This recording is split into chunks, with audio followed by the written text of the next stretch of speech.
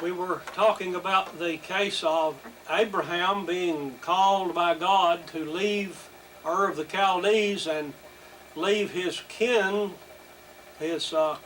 we'd call it. And we've seen so far that when he left in the presence of his father and his nephew, Lot. And we were showing you from the record how that Lot I don't know, I want to say because he went with Abraham. I may be overstepping my bounds there, but the facts are, as I read them, that Lot, being with Abraham as he went journeying into this on this journey,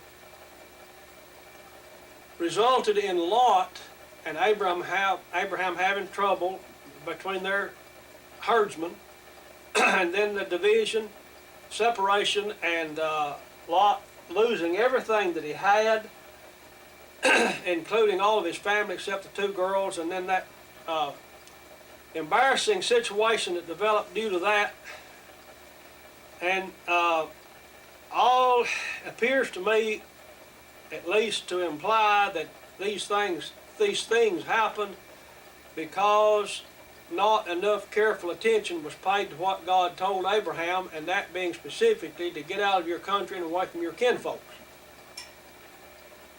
Now, we're not trying to base our reasoning process on that one case, but I do bring it to your attention. And I see in my notes here I've got one final thought or two on that. I mentioned about these Lot's two daughters being with child by their own father, and the two sons that they bore were named Moab and Ammon. And if you follow the history on that throughout the inspired record, you'll find out that they became nations of their own, and were dwelling in the territory when the nation of Israel came from Egypt to the Promised Land. And there was a lot of trouble there between these peoples. The Israelites descending from Abraham through Isaac, and then the Moabites and Ammonites descending from Lot through his two daughters. So it's a messed up situation. And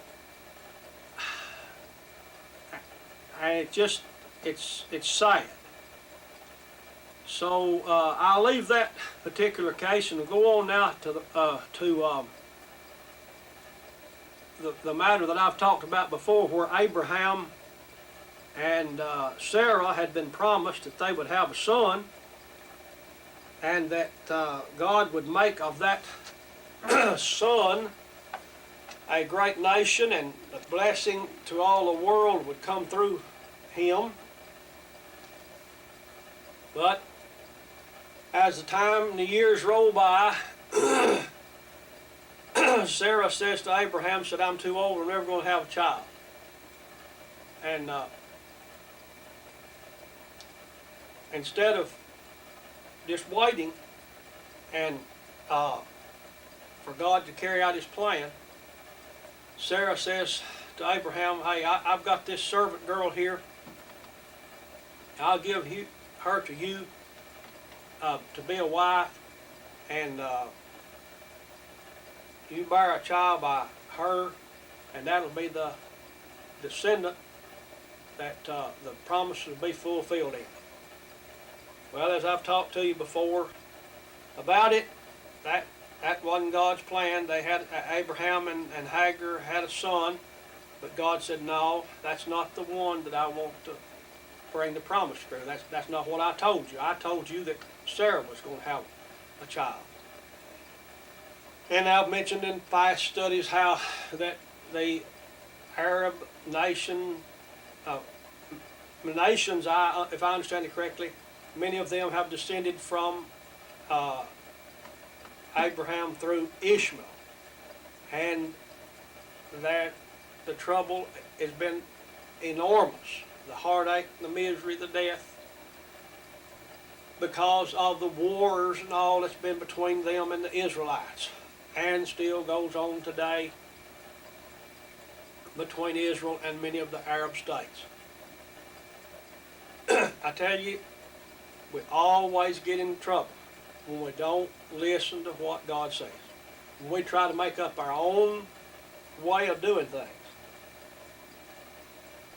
And I'm reasoning with you on this in reference to this matter of a little handful of disciples of Christ starting a church in the common sense, a common usage of the word today, and making it into a organized entity that is separate from and in addition to the plain, simple plan of God, taking every saved person and putting them into this one congregation or one assembly that God is gathering out of the human race by the call of the gospel.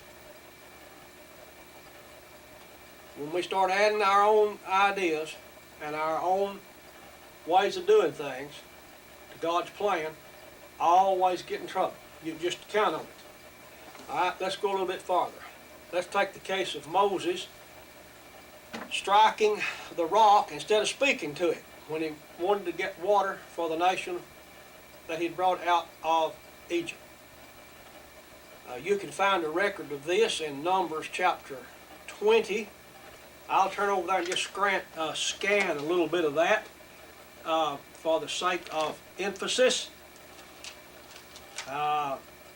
You all, I'm sure anyone listening to this will know the story, but sometimes we read things and we don't see certain lessons that can be drawn from them. Numbers 20, I believe I said. Yeah. If you scan or if you go back and read this again, I read it the other day. They got out there, the Israelites got out in the wilderness, and it was a barren country, and dry, hot, and they ran out of water, and they got all upset, the people did, and they began to complain and murmur against Moses and basically said, you know, I wish you just left us in Egypt. What'd you bring us out here for? We're going to starve to death for something to eat and drink. And so Moses and Aaron go there and they fall down before the tabernacle. And the Lord comes out to speak with them and to deal with the situation. And he told, here in verse 8, he said to Moses, verse 8 of chapter 20 in Numbers, he said, take the rod.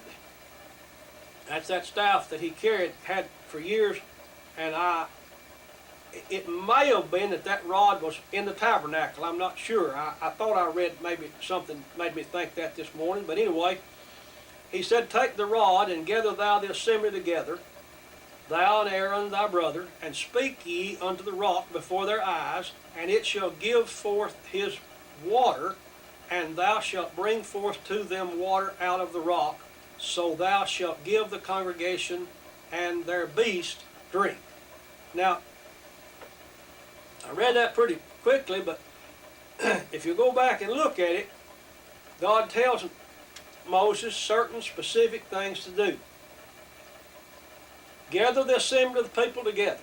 Well, no, I'm sorry. First, he says, take the rod. And I reckon that's the rod that he carried with him when he went down to Egypt and turned into a snake. And then he says, gather the congregation together, the assembly of the Israelites. Get them all out there, this rock. Take Aaron with you. And speak under the rock, and water will start running out of it, enough to provide for all the people and their livestock. Well, now, is that difficult to understand? If we look at it and just take our time, could we pretty well understand that? Get the rod. Call the people together. Get Aaron to go with you. Go out there and speak to the rock, and the water will start running out of it. Well, the way I read it, Moses was pretty upset with the people that had rebelled. And in anger, he went out there. It appears to me anyway. And it says here that they gathered the congregation together. And in verse 10, he's talking to the assembly of people, and I can sort of imagine him being up there. They was all gathered in front of this big rock there. And Moses had this rod there, and he hollered out to people and said, "Hear now, you rebels, must we fetch you water out of this rock?" And he lifted up his hand, and he had the rod, and he smote, or he hit the rock twice, like that. And then the water started coming out of it. And everybody's getting water. And God said to Moses and to Aaron, now watch it. I actually had not noticed this as carefully until I just now see it again. Here's what God said to Moses and Aaron. Because ye believed me not. I hadn't seen that part.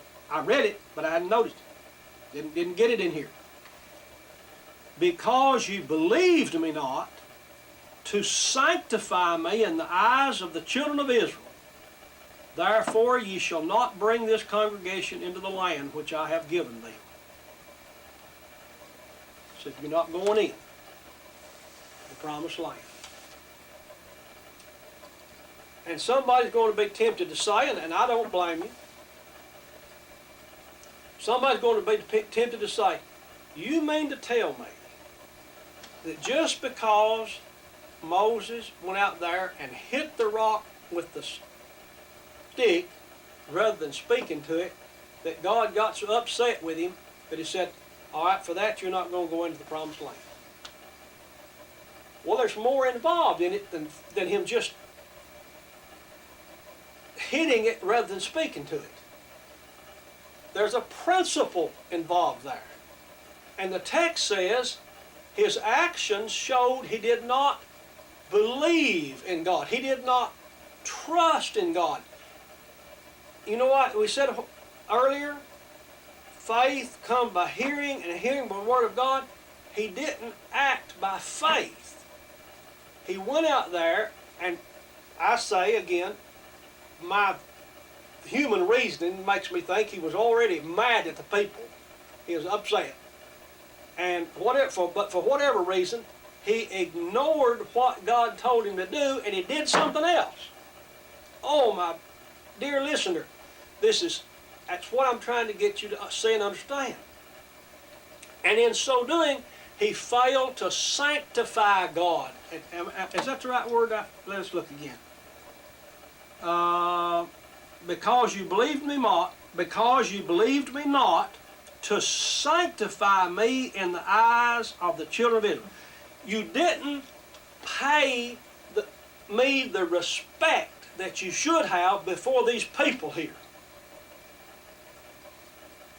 It goes back to these little grandchildren, or the children. Now, my children grown, we got the little grandchildren. Son, I told you to do so and so, but you didn't do it. You're going to have to learn to show respect to older people that are caring for you and that love you. Now, you do what I told you. And I am convinced that if we do not learn this basic principle. And if we do not understand that we've got to act by faith when we're dealing with our Creator and our God, and sanctify or honor Him and His will, He's not going to be pleased with us. And in this case, He told Moses, said, okay, you're not going into the promised land. And that's always been sad to me. And even, I mean, that was the whole mission that Moses was on. And he was prepared for like 80 years. And then the last 40 years, he is in the wilderness with the people and enduring all of that. The burden that he carried, and then he had to hear the words, you're not going in to the promised land.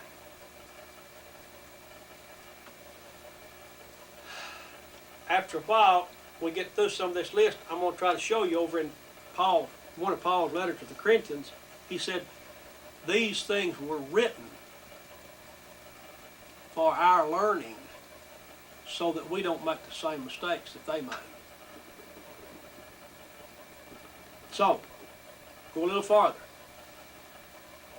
I say again, I'm sure you're familiar with them, but there's another case right here that teaches this so strictly. The case of Nadab and Abihu. Leviticus chapter 10 is the record of where that God had told these two sons of the high priest Aaron to put incense on fire in their censers, I think they're called, these metal bucket-like affairs. That they put this fire in there. I'd call it hot coals, and then they would sprinkle this incense, good smelling stuff over it, and the smoke would go up. And that was part of their religious activity, their worship to God under that system. But Leviticus 10 says, verse 1 beginning, and Nadab and Abihu, the sons of Aaron, took either of them his censer, and put fire therein, and put incense thereon, and offered strange fire before the Lord, which he commanded them not. And there went out fire from the Lord and devoured them, and they died before the Lord. Then Moses said unto Aaron, this is that the Lord spake, saying, I will be sanctified in them that come nigh me, and before all the people I will be glorified. And Aaron held his peace. He didn't have anything to say.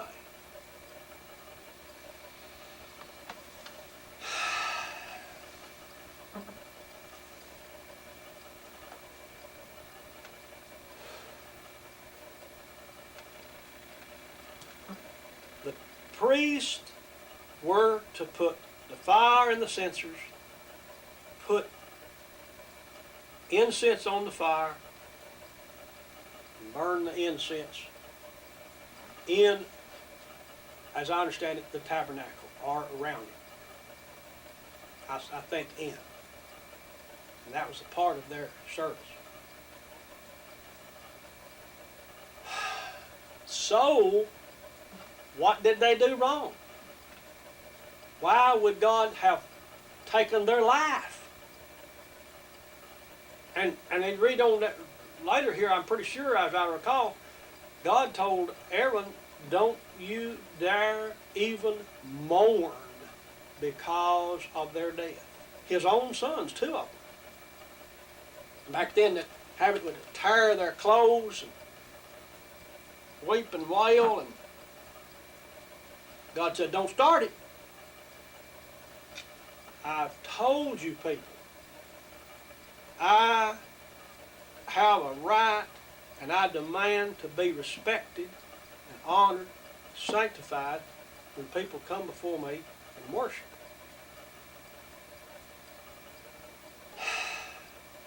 What did they do wrong? There's another reference to this over here in Numbers 26. Now, I usually don't turn to that one, but I want to read it. Numbers 26, verse 61.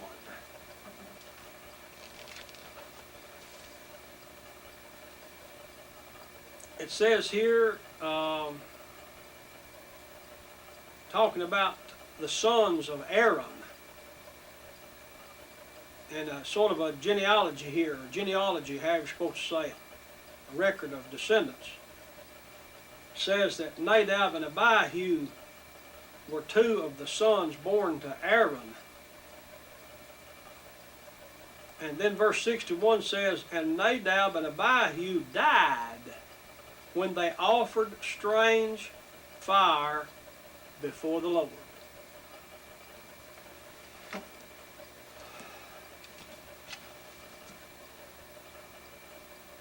In both cases, it says they offered strange fire. What's the deal with strange fire? That's the reason they died. The only way that I can understand, and the only suggestion I can come up with, and you study that for yourself. Again, they didn't act by faith.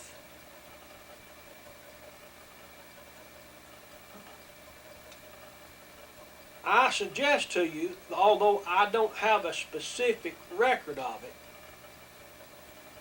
that God had told. Well, there's another case, another place where they're told to get this fire off of the altar in the tabernacle there. I had forgotten about that, but it's not. I don't think you can tie it specifically to God speaking to these two men. But in any case, you have to say that God had told them where to get the fire, where to get the hot coals. They didn't get it from there.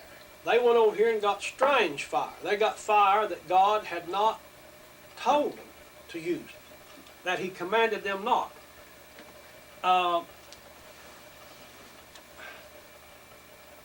That's the only explanation that I can come up with. And you study that for yourself. And I'm suggesting to you that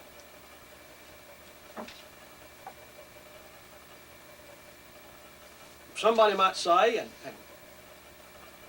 maybe Aaron might have said, you know, he would have been tempted to say, well, Lord, they got the fire and they put the incense on, they burned, they went to the right place with it, what they're doing, you know, how come you're getting upset about this thing about the fire? Because they didn't get the hot coals from where God told them to get them. Now, that's the only explanation I can come up with.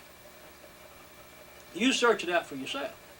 They offered fire which He commanded them not. And I didn't read that to you a while ago. Let me see if I can find that right quick. Where was my reference on that? Numbers 20. No, Leviticus 10. Sorry, Leviticus 10. Let's see if I can't find that right quick, because that's significant. And I should have gotten that when I was over here, but I'm sorry I didn't. Let's see if I can't find it. I don't see it. Yeah, I did read it to you. It's in Leviticus 10. And Nadab and Abihu, the sons of Aaron, took either of them his censer and put fire thereon, and put incense thereon, and offered strange fire before the Lord, which He commanded them not. Now,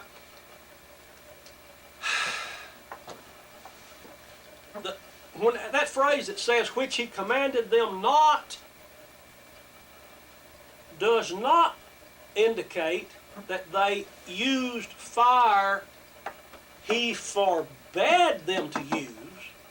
It doesn't carry the idea that he told them, do not get fire from this place over here. No. He had commanded them where to get the fire, just like he told Noah to use gopher wood in the ark. And just like he told Moses to speak to the rock. He said, you get you some fire from right here.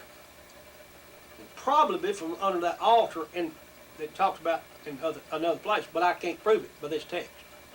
I can say that they offered fire which he commanded them not, meaning they used fire in their censers that God had not authorized them to use. He told them where to get it. They got it somewhere else. And they paid for it with their life. You can take it for what it's worth. We're discussing the question, we're reasoning out of the scriptures here to try to determine if it makes any difference, if it's important to consider the fact that when we're discussing this matter of the disciples continuing in fellowship, and we get to talking about people starting churches and organizing churches, and some of them being run like businesses and so forth, and voting people in these churches, receiving them in, when God has already taken the saved and put them in this assembly that He's collecting, I've just got to stay on that. Then, does it make any difference when I say we're not authorized to start our own churches? When I say that it's unscriptural, and someone says, so what? Well, when Nadab and Abihu offered strange fire for the Lord, the so what was they paid for it with their life.